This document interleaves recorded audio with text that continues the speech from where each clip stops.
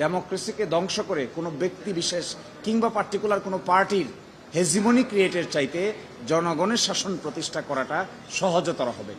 অন্যথায় আপনি দেখবেন আগের এই পঞ্চদশ সংশোধনীতি ছিল 7A 7B। 7A 7B মানে হলো পার্লামেন্ট কতগুলো জিনিস সংশোধনই করতে পারবে না, এই কথা বলে 7A 7B করা হয়েছে এবং সেটা হবে সাংবিধানিক সেডিশন। আচ্ছা বলেন, জনগণ পরিবর্তন হয়, মানুষ পরিবর্তন হয়, যুগ জমানা পরিবর্তন হয়, পার্লামেন্টও তো সংবিধান পরিবর্তনের সুযোগ থাকতে হবে যদি 2/3 মেজরিটি থাকে। কোনো কালে কোনো পার্লামেন্ট পরিবর্তন করতে পারবে না, তাহলে ভবিষ্যৎ পার্লামেন্ট কি করবে বর্তমানে দাঁড়িয়ে থেকে আমরা কি করে নির্ধারণ করব? আজ থেকে 20 বছর পরের পার্লামেন্ট যদি সংবিধানে কোনো একটা বিষয় বাদ দিতে চায় কিংবা যোগ করতে চায়, তার অপশন যদি না থাকে, তাহলে 20 বছর পরের জেনারেশন সিদ্ধান্ত আমরা কেন এখানে বসে নিতে পারবো? আমরা নিতে পারি না। এটি জুরিসপ্রুডেন্সে সাপোর্ট করে না। এই জন্য আমরা বলেছি এই পার্টটুকু পার্লামেন্টের উপর ছেড়ে দেবে, আর বাকি পার্টটুকু সংবিধানের সঙ্গে সাংঘর্ষিক যে অংশটুকু এটি আদালত সিদ্ধান্ত গ্রহণ করুন। আমরা এক্সপেক্ট করি আমাদের আপিল বিভাগ রিজনেবল সিদ্ধান্ত নেবেন এবং আমরা এক্সপেক্ট করি এটা এন্টায়ারিটি ডিক্লেয়ার করবেন নন কনস্টিটিউশনাল, শুধু ওই অংশটুকু করবেন যে অংশটুকু আদালতের কাজ বলে আমরা মনে করছি, আর বাকি অংশটুকু পার্লামেন্টের উপর ছেড়ে দিবেন। এটাই আমাদের কথা। রাষ্ট্রের পক্ষ থেকেও সাবমিশন রাখা হয়েছে যে তারাও এটি পুরাটা বাতিল চান না।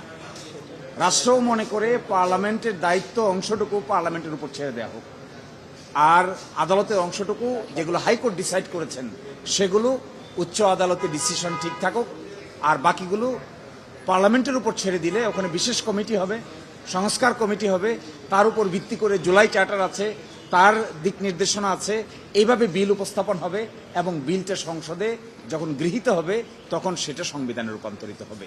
ওই অংশটুকু যে অংশটুকু প্রিন্সিপাল নীতি কথা, কতগুলো বিষয় আছে নীতি নির্ধারণী ব্যাপার।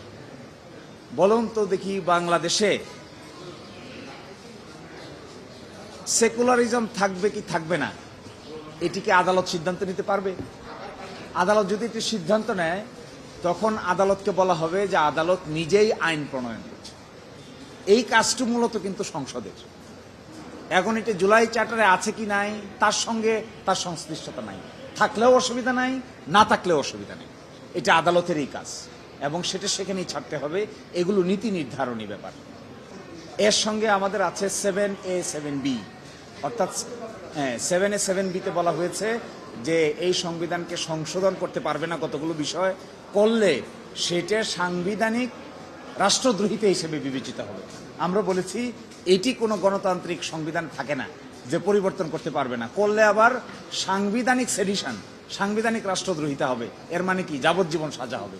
এটা তো একটা অ্যাবসার্ড, থাকতে পারে না সংবিধানে।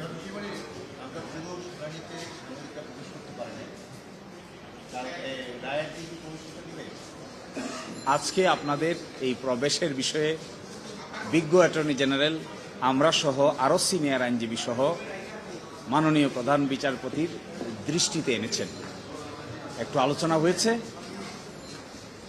পজিটিভ আলোচনা হয়েছে। আমার ধারণা বরফ গলতে শুরু করেছে। আশা করি আমরা অতি দ্রুতই এই বিষয়টার একটা গ্রহণযোগ্য সমাধান হবে ইনশাআল্লাহ।